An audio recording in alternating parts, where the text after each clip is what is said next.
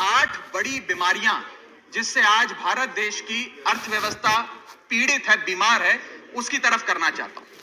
पहली बीमारी है सर बेरोजगारी। इस सरकार ने चुनावों से पहले वादा किया था, भारतीय जनता पार्टी ने वादा किया था कि हम 2 करोड़ नौकरियां हर वर्ष देंगे। सर नौकरियां तो नहीं आई, लेकिन इस वित्तीय वर्ष में बीजेपी की सरकार ने बेरोजगारी दर को 45 सालों में सर्वाधिक कर दिया। सर 45 ईयर हाई पे अनएम्प्लॉयमेंट कर दिया। सर 2014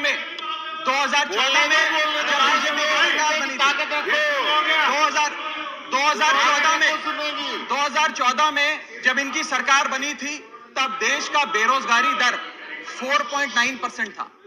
जब इनकी सरकार बनी थी तो बेरोजगारी दर 4.9% था। आज 8 साल बाद 2022 में ये बेरोजगारी दर 4.9% से बढ़कर 8% पे आ गया है। 8%। और ये तो ऑर्गेनाइज सेक्टर की बेरोजगारी है। अनऑर्गेनाइज सेक्टर के जॉब लॉसेस, एमएसएमई के कारखाने कितने बंद हो गए, उनका घर बिक गया, कारखाने बंद हो गए, उसका तो हिसाब ही सरकार के पास नहीं है। अभी कुछ ही समय पहले लोकसभा में जवाब देते हुए वित्त मंत्री जी ने देश को बताया कि कुल 22 करोड़ आवेदन पत्र भारत सरकार के पास नौकरी मांगने के लिए आए।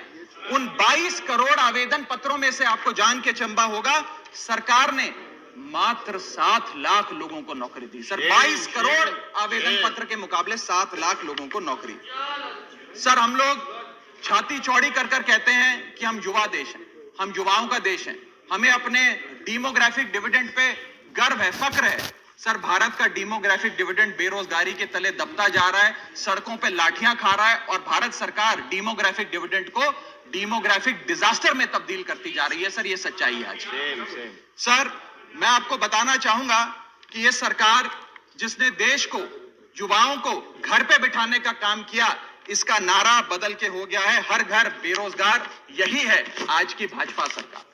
सर मैं दूसरी बड़ी बीमारी जो इस भारत की अर्थव्यवस्था को लगी है उसकी तरफ आपका ध्यान आकर्षित करना चाहूंगा। दूसरी बड़ी बीमारी है सर इन्फ्लेशन, यानी कि महंगाई। इन्फ्लेशन को कहा जाता है sir, inflation is taxation without legislation.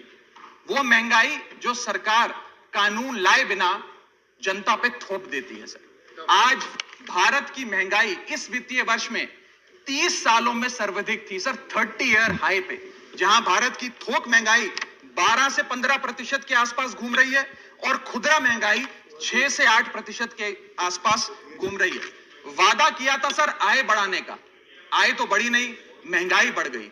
और सर बढ़ती महंगाई और घटती कमाई के चलते आज देश को आधार कार्ड की नहीं, उधार कार्ड की जरूरत पड़ रही है। देश के आम आदमी को उधार कार्ड की जरूरत है।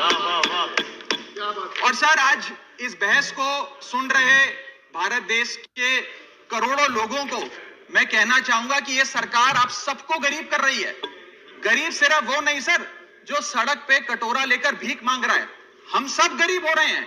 गरीब इसलिए हो रहे हैं कि हमारी आमदनी नहीं बढ़ रही, लेकिन महंगाई बढ़ती जा रही है। सर मैं उदाहरण देता हूं, एक शख्स जो 20,000 रुपए महीने के कमाता था और 18,000 रुपए खर्च करता था, वो महीने का 2,000 रुपए बचाता था।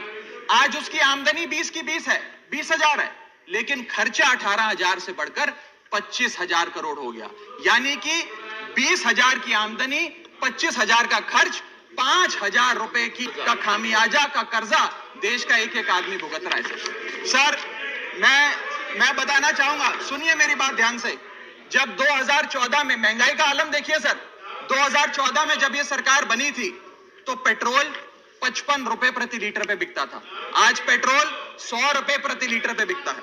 डीजल 45 लीटर पे बिकता था, 45 रुपए प्रति लीटर, वो डीजल आज 90 रुपए प्रति लीटर पे बिक रहा है। सर एक गैस का सिलेंडर 400 रुपए का मिलता था बाजार में 2014 में जब इनकी सरकार आई थी, आज वो गैस का सिलेंडर 1100 रुपए का हो गया। सर 1100 रुपए का। दूध 1 लीटर 36 रुपए का मिलता था, दूध आज 60 रुपए प्रति लीटर हो गया है। और सर सीएनजी 40 रुपए प्रति यूनिट प्रति केजी मिला करती थी, आज वो सीएनजी 80 रुपए प्रति यूनिट मिलती है। सर इस सदन में सर जब प्याज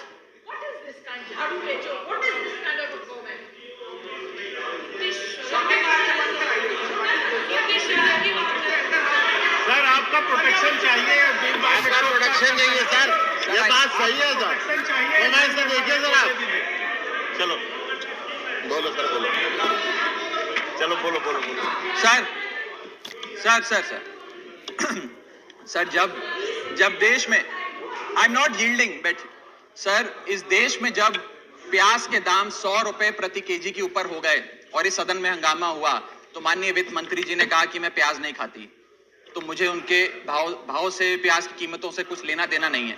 ये मेरा विश्वास है सर कि माननीय वित्त मंत्री जी आटा, चावल, दाल, दूध, दही, पनीर तो अवश्य खाती होंगी, क्योंकि इन सब के भाव बढ़ गए। जीएसटी लगा लगा के इन्होंने देश की थालीनॉमिक्स, फूड इन्फ्लेशन को बिगाड़ दिया।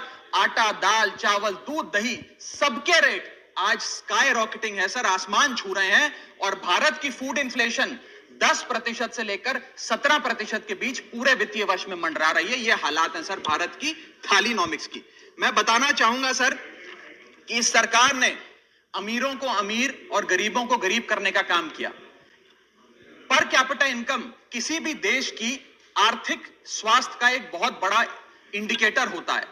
भारत की पर कैपिटा इनकम वित्तीय वर्ष 2021 में सर 9,160 रुपए से गिर गई, यानी कि हर व्यक्ति की औसतन कमाई 9,160 रुपए गिराने का काम किया, यानी कि आमदनी 98, खर्चा रुपया, यह सरकार ने करके हम सबको दिया है सर।